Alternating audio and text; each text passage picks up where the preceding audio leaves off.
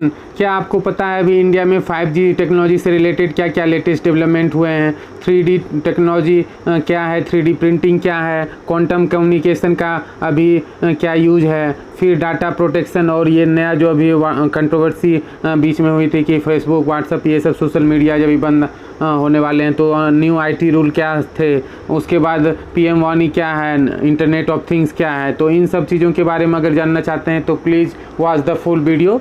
तो let's start. Welcome to GS tutorial, myself Brajesh Kumar. तो आज हम लोग साइंस एंड टेक्नोलॉजी का PT 365 स्टार्ट करने वाले हैं। तो स्टार्ट करने से पहले हम लोग एक बार इसके सब्जेक्ट ऑफ कंटेंट को देख लें क्या क्या इसमें है। तो इसमें बेसिकली बायोटेक्नोलॉजी में DNA, RNA, GM crops, genome sequencing इन सब के बारे में पढ़ना है, जिसको कि डिटेल में हम देखेंगे। फिर नैनो टेक्नोलॉजी के बारे में, फिर IPR इंटेलेक्चुअल प्रॉपर्टी राइट, इसमें आपको पता है patent, copyrights, GI tax, different industrial designs etcetera सारे होते हैं। तो उन सब चीज़ों को इसमें देखेंगे। और आज स्पेशली हम लोग पहले शुरुआत करने वाले हैं सबसे इंटरेस्टिंग टॉपिक IT और कंप्यूटर से, जिसमें कि 5G technology, internet of things, PM वाणी scheme, dark net, super computer, quantum की distribution, 3D printing policy, Aarogya Setu, non personal data. तो इन सब से रिलेटेड टॉपिक है। तो आज हम लोग को इन सब टॉपिक को जानने में बहुत इंजॉय करने वाले हैं हम लोग लर्निंग को। तो please watch the full video and know everything about the latest technology of the IT sector. उसके बाद नेक्स्ट वीडियो में हम लोग स्पेस सेक्टर से रिलेटेड इसरो ने कौन कौन से नए सैटेलाइट लॉन्च किए और कौन कौन से नए डेवलपमेंट हैं, फिर नासा ने क्या क्या में अभी नया डेवलपमेंट चल रहा है, फिर और इनसे रिलेटेड सारे न्यूज़ देखेंगे। उसके बाद एक और इंटरेस्टिंग टॉपिक जो कि आजकल सबसे बड़ा इशू बना हुआ है, हेल्थ सेक्टर में फूड और हेल्थ, ट्रांसफैट और ये सब बैक्टीरियल डिजीजेज, वायरल डिजीजेज, इन सब के बारे में डिस्कस करेंगे। इसमें भी बहुत इंटरेस्टिंग होने वाला है और ये सब एग्जाम पॉइंट ऑफ व्यू से सबसे ज़्यादा इंपॉर्टेंट टॉपिक्स हैं। उसके बाद कुछ अल्टरनेटिव मेडिसिन हैं, जैसे आयुष इंडिया में चलता है। आयुष में क्या क्या है, आयुर्वेद, यूनानी, फिर उसके बाद योगा, फिर नेचुरोपैथी, फिर सिद्धा, उसकी तरह होम्योपैथी, इस तरह इन सब चीज़ों के बारे में अलग अलग जानेंगे कि अभी गवर्नमेंट इन सबको प्रमोट करने के लिए कौन कौन सी स्कीम ला रही है। उसके बाद डिफेंस और अवार्ड्स है। अवार्ड्स में नोबेल प्राइज़ आपको पता ही है कि फिजिक्स और केमिस्ट्री और मेडिसिन इन सब सेक्टर में दिया जाता है, तो उन सबको देखेंगे। फिर अल्टरनेटिव एनर्जी, तो इस तरह हम लोग इन सबको इसके बाद देखेंगे। तो आइए शुरुआत करते हैं हम लोग किससे, सबसे पहले IT एंड कंप्यूटर से। तो IT एंड कंप्यूटर में सबसे पहला टॉपिक हम लोग को क्या डिस्कस करना था, तो 5G कंप्यूटर। अभी तो आपको पता है कि 5G को लेके एक दिल्ली हाई कोर्ट में एक केस भी फाइल किया गया था कि कौन से सेलिब्रिटी के द्वारा फाइल किया गया है। कमेंट सेक्शन में ज़रूर कमेंट करें। आप लोग अगर करेंट अफेयर से या न्यूज़पेपर पढ़ते होंगे तो ज़रूर अपडेट होंगे। तो उसमें उनके द्वारा ये डिमांड किया जा रहा था कि 5G को लेके जो भी कंट्रोवर्सी या मिसकंसेप्शन बने हुए हैं तो उनको लेके एक स्टडी कंडक्ट करवाया जाए।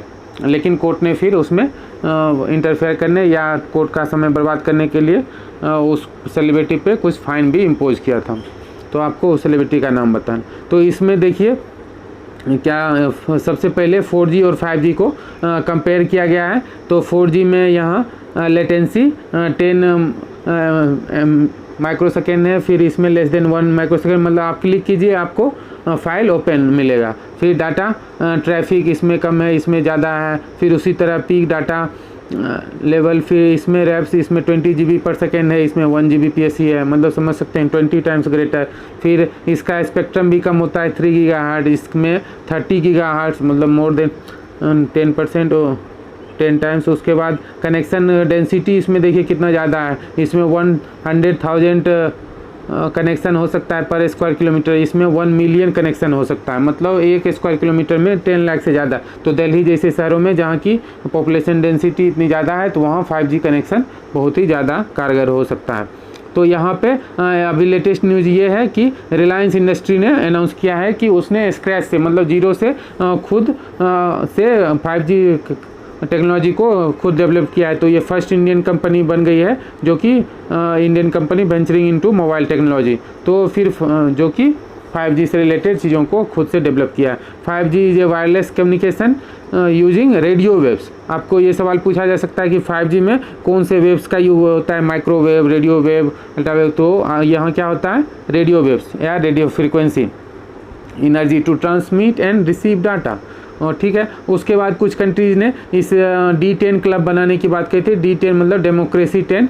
इसमें यूके मतलब यूनाइटेड किंगडम ने अप्रोच किया था यूएस को कि 5G क्लब एक टॉप 10 जो डेमोक्रेटिक कंट्री हैं उनको लेके बनाया जाए, और जितने भी 5G से रिलेटेड इक्विपमेंट और अदर टेक्नोलॉजी है तो उनमें चाइना के इन्फ्लुएंस को ख़त्म करने के लिए या उसको अवॉइड करने के लिए, क्योंकि उसमें बहुत सारे सिक्योरिटी कंसर्न बताए जा रहे थे डिफरेंट कंट्रीज़ के द्वारा, तो इसलिए इन लोगों का मानना था कि एक क्लब बना के सारे 5G से रिलेटेड इक्विपमेंट सप्लाई किया जाए। तो इसमें G7 countries plus India, south Korea और ऑस्ट्रेलिया, इन 3 कंट्री को ऐड करने की बात कही। तो इस तरह हमने 5G से रिलेटेड लेटेस्ट डेवलपमेंट देख लिया और 5G के कुछ फीचर्स देख लिए। अब आते हैं एक narrow band internet of things NB-IoT, ये चर्चा में है। ये क्या है भाई? तो इसमें BSNL ने एक प्राइवेट कंपनी स्काइलोटेक इंडिया के साथ मिलके एक first satellite based narrow band IoT network India में बनाया है। तो इन BSNL ने क्या किया है? सैटेलाइट बेस्ड एक इंटरनेट ऑफ थिंग्स कम्युनिकेशन एक नेटवर्क क्रिएट किया है। तो इसमें इससे क्या फ़ायदा होने वाला है? तो ये अफोर्डेबल और innovative telecom service and products across customer segment. तो इससे जिस एरिया में रिमोट एरिया में जहाँ की एक्सेसिबिलिटी कम है इंटरनेट की, वहाँ पे इसे यूज किया जा सकता है। तो ये मेड इन इंडिया सॉल्यूशन है will connect with BSNL satellite ground infrastructure. आपको पता है BSNL का ग्राउंड इंफ्रास्ट्रक्चर बहुत बड़ा है। तो इसमें कौन कौन और ऑर्गेनाइजेशन शामिल था? तो इसमें नीति आयोग भी शामिल है, डिपार्टमेंट ऑफ टेलीकॉम भी है। फिर इस तरह इसको सक्सेसफुली टेस्ट कहाँ किया गया है? इंडियन रेलवे के वेसल और कनेक्टेड व्हीकल्स अक्रॉस इंडिया। तो इस तरह इसका यूज को भी टेस्ट कर लिया गया। तो अब यहाँ पे कुछ narrow band internet of things के बारे में बताया गया है कि ये क्या है। तो यहाँ पे एक ये wireless communication standard of internet of things है, जिसको कि बिलोंग करता है low power wide area network से। Internet of Things refers to billions of physical devices around the world that are now connected with the internet। तो आप आजकल IoT बहुत दिनों से इस टर्म से परिचित होंगे। तो ये क्या है? एक बिलियंस, इसको ये इंटरनेट के through billions physical device connected होते हैं। फॉर एग्जांपल आप छोटा सा एग्जांपल भी ले सकते हैं, जैसे यहाँ लाइट बल्ब का दिया गया है, तो आप उसी तरह एग्जांपल ले सकते हैं जैसे रिमोट से या मोबाइल स्मार्टफोन से आप TV भी चालू कर ले रहे हैं, फिर व्हीकल्स का गेट भी खोल रहे हैं, तो मल्टी डायमेंशनल, तो वो एक IoT का ही छोटा सा एग्जांपल है। तो इस तरह it enables connect device that need a small amount of data. तो इस तरह IoT के बारे में, नैरो बैंड IoT के बारे में कहा जा रहा है कि ये कोएग्जिस्ट कर सकता है 2G 3G और 4G मोबाइल डाटा के साथ भी। तो इस तरह यहाँ पे इसके बारे में एक फिर PM वानी स्कीम लॉन्च किया गया था, जिसमें कि यूनियन कैबिनेट रिसेंटली अभी इसके through public wifi network develop करने की बात कही गई थी। तो PM वानी क्या है स्कीम? इसमें एक्चुअली एक इकोसिस्टम क्रिएट करना है, डिफरेंट प्लेयर्स, मतलब उसमें प्राइवेट प्लेयर भी शामिल हो सकते हैं। जिस तरह आप अगर बचपन में देखे होंगे STD होता था हर चौक चौराहे के पास, तो जिसके थ्रू लोग पब्लिकली फ़ोन करते थे, STD या PCO आपने सुना होगा। तो उसमें उसी तरह डाटा ऑफिस PCO की तरह ही पब्लिक डाटा ऑफिस PDO खोलने की बात कही, जहां अभी जैसे आप लोग साइबर कैफ़े जाते हैं वहां पे करके आप इंटरनेट यूज कर सकते हैं। तो उसी तरह यहाँ पे उसमें कि उनका सिस्टम होता है, यहाँ आप अपने मोबाइल फ़ोन या अपने कंप्यूटर में सिर्फ डाटा का कुछ रिचार्ज कूपन मिलेगा या कुछ सिस्टम वैसा बनाया जाएगा कि डाटा उतना आप उतने टाइम के लिए परचेज करके अपने नेटवर्क में मोबाइल में यूज कर सकते हैं। The public network will be setup by PDO to provide WiFi service through the PDO spread throughout the country. तो इस तरह यहाँ पे नेशन वाइड इस नेटवर्क को फैलाने की बात कही जा रही थी, लेकिन इस पर अभी बहुत ज़्यादा डेवलपमेंट अभी ग्राउंड लेवल पे हो नहीं पाया है। ये स्कीम लेकिन बहुत ही अच्छा माना जा रहा था। फिर यहाँ पे वाईफाई के बारे में कुछ बताया गया है कि वाईफाई क्या है। तो ये एक वायरलेस नेटवर्किंग टेक्नोलॉजी है जिसके द्वारा आप मोबाइल में फिर या कोई लैपटॉप या अदर इक्विपमेंट्स में इसे प्रिंटर, वीडियो कैमरा इन सब से कनेक्ट कर सकते हैं। ये एक LAN का यूज करता है। It allows this device many more to exchange information with one another. और फिर इसमें क्या होता है, रेडियो सिग्नल, एंटीना और राउटर का यूज होता है जो रेडियो वेव्स को ये कनेक्ट करता है। उसी तरह mobile data essentially the same way as WiFi. तो लेकिन यहाँ बस मोबाइल डाटा और वाईफाई में बस क्या डिफरेंस होता है, तो इसमें बस सबसे बिगेस्ट डिफरेंस ये होता है सिग्नल का। Signal comes through mobile service provider rather than ISP, internet service provider. तो मोबाइल डाटा में मोबाइल सर्विस प्रोवाइडर के थ्रू सिग्नल आता है और वाईफाई में आईएसपी, इंटरनेट सर्विस प्रोवाइडर के थ्रू। फिर यहाँ ब्लूटूथ और वाईफाई के बीच डिफरेंस बताया गया है। तो यहाँ पर इसे चार यहाँ पे क्राइटेरिया रखा गया है सूटेबिलिटी। तो ब्लूटूथ शॉर्ट रेंज होता है लेकिन इसके कंपेयर में वाईफाई का रेंज ज़्यादा होता है। फिर इसमें 10 मीटर, ये 100 मीटर। फिर डिवाइस कनेक्टेड, इसमें मोर देन मैनी यूजर्स को इसमें कनेक्ट किया जा सकता है। इसमें एट ए टाइम एक ही डिवाइस को कनेक्ट किया जा सकता है। फिर यूजेबिलिटी, इसमें सिंपल है, इसका थोड़ा सा प्रोसेस कॉम्प्लेक्स है। तो इस तरह हमने ब्लूटूथ और इसमें अंतर भी देख लिया। अब जानते हैं डार्क नेट। तो डार्क नेट क्या है, तो अभी ये इसलिए चर्चा में है कि आपने बिग बास्केट का नाम सुना होगा। बिग बास्केट क्या है, तो बिग बास्केट एक रिटेल सेक्टर की एक कंपनी है जिसमें आपने कभी सामान उसमें ऑर्डर किया होगा। तो उस तरह उसके data 20 million users, big basket बहुत बड़ी रिटेल कंपनी है, तो उसके जितने भी यूजर्स हैं उनके डाटा जो हैं वो डार्क नेट पे अवेलेबल पाए गए। तो इसलिए ये अभी चर्चा में है। तो डार्क नेट क्या है, तो ये डार्क वेब का ही एक पार्ट है। डार्क वेब या डीप वेब भी कहते हैं। तो इसमें क्या है, तो ये that part of internet which is neither accessible through the traditional search engine like Google उसके बाद ना ही आप क्रोम ब्राउज़र या फायरफॉक्स या किसी भी नॉर्मल ब्राउज़र से भी इसे एक्सेस नहीं कर सकते हैं हम। और जो ट्रेडिशनल हमारे सर्च इंजन है लाइक गूगल, इन सब से भी नहीं कर सकते हैं। It generally uses non standard communication protocols. तो उसके बाद इनका जो कंटेंट होता है वो इनक्रिप्टेड होता है। आपने व्हाट्सएप पे भी पढ़ा होगा इन टू इन इनक्रिप्शन, जिसमें कि कुछ कोडिंग के थ्रू उन मैसेजेस को इनक्रिप्ट किया जाता है। फिर dark net itself is only A part of deep web. तो यहाँ पे आप इस ग्राफिक्स में देख सकते हैं कि किस तरह ये है।